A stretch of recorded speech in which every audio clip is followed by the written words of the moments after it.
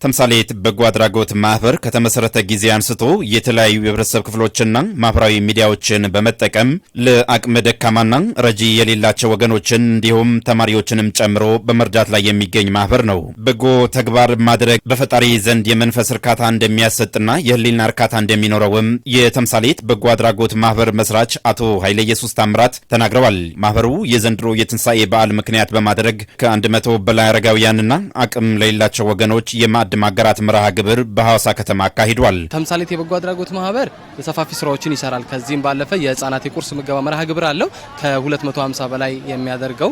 ከዛም ባለፈ እኚህን ደግሞ በየሳምንቱ እነዚሁ ራሳቸው እናቶችን የማዕድ ማቋደስ መርሃ ግብር በየሳምንቱ የምሳ ግብዣ እናደርጋለን። ዛሬ ላይ ለ100 በላይ የሚሆኑ ደግሞ በተመሳሳይ አስቤዛዎችን ዘይት፣ ዱቄት፣ እንቁላል፣ ጨው የመሳሰሉ ነገሮችን ድጋፍ ያደርገናል። ለወገን ደራሽ ወገን መሆኑን የሚያነሱት የተምሳሌት በጎ አድራጎት ማህበር መስራች አቶ ኃይለ ኢየሱስ ታምራት ለአረጋውያን በሚደረገው ድጋፍ ለተሳተፉ ሁሉ ምስጋናም አቅርበዋል። በዚህም በዛሬው ዕለት ለአረጋውያን በተደረገው የማዕድ ማጋራት መርሃ ግብር ከግማሽ ሚሊዮን ብር በላይ ወጪ መደረጉንም ገልጸዋል። የዛሬው ፕሮግራም እንግዲህ እንደሚታወቀው ከግማሽ ሚሊዮን ብር በላይ ድጋፍ ያወጣ ገንዘብ ነው። ይሄን ገንዘብ እንግዲህ ሰው ራሱ ነው ማህበረሰቡ እርስ በርስ ተረዳድተን ተጋፈን መደጋገፍ እንችላለን በሚለው መነሻ ዛሬ ላይ እንግዲህ ብዙዎቹ የማህበረሰብ ክፍሎች በኦል ሐዋሳ እንዲሁም ደግሞ ከሀገር ውጭም የሚገኙ ሰዎች ተሳትፈውበት ነው ይሄን ድጋፍ እያደረገን ያለ ነው። በመርሃ ግብሩ ላይ የተገኙት የሐዋሳ ከተማ ብልጽግና ፓርቲ ቅርንጫፍ ጽህፈት ቤት ኃላፊ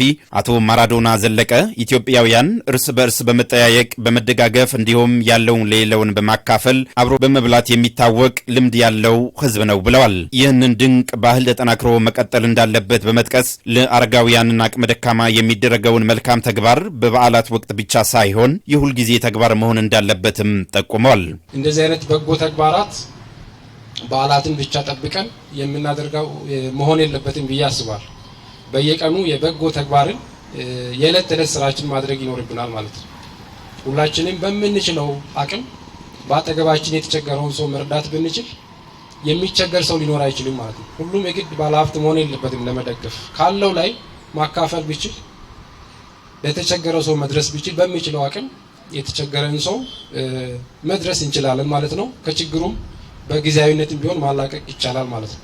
ስለዚህ የበጎ ተግባር ስራዎቻችን ከዚህ በላቀ ሁኔታ እንደ ሀገርም እንደ ከተማችንም ሰፍቶ መቀጠል ይኖርባቸዋል። ተምሳሌት በጎ አድራጎት ማህበር እያደረገ ያለው ተግባር የሚያስመሰግንና አርአያ ያለው ተግባር መሆኑን አንስተው ለዚህም ምስጋናም አቅርበዋል። በቀጣይ በሚደረገው በጎ ተግባራት ላይ አስፈላጊውን ድጋፍ በማድረግ ከማህበሩ ጎን እንደሚቆምም አብራርተዋል። ተምሳሌት በጎ አድራጎት ማህበር እያደረገ ያለው በጣም አርአያነት ያለው ስራ ነው እየሰራ ያለው። በትምህርት ቤት ምገባ ላይ ይሄ ክፍለ ከተማ እያደረገ ያለውን ስራ በቅርበት ሁላችንም የምናውቀው ነው። በበዓላት ጊዜ እንደዚህም አረጋውያንን ሰብስቦ እያደረገ ያለው እንቅስቃሴ በጣም አርአያነት ያለው ተግባር ነው። ይሄንን ሁላችንም በምንችለው አቅም ደግፈን ይሄን ማህበር ማድረግ ያለብንን ነገር በሙሉ አድርገን ከማህበሩ ጎን መቆም እንደምንችል በዚህ አጋጣሚ ላረጋግጥላችሁ እፈልጋለሁ። በመርሃ ግብሩ ላይ የተገኙ አረጋውያንና አቅመ ደካማ ወገኖችን በተደረገላቸው ድጋፍ ደስተኛ መሆናቸውን ገልጸው በዚህም ምስጋናም አቅርበዋል። እግዚአብሔር ለሰጪ እግዚአብሔር ይስጠው። ላረጉልን ወጣቶችም ሆነ ባለስልጣኖችም ስላከበሩን እግዚአብሔር ያክብራቸው። እግዚአብሔር ይስጣችሁ። ደስታው ናችሁ። ለእናንተ ደስታ ያርጋችሁ። አመት አይለያችሁ። በጣም ደስ ያለ ነገር ደረሰ። ደስ ብሎል። አሁን ደግሞ ስጋ ነገር ያመወስዳለን። አቤት እንዴት ነው! እኔ እንጃ። ሰንጃው የቆረጠን የበለን እንደ ምርቃቱማ እኔ እንጃ ብቻ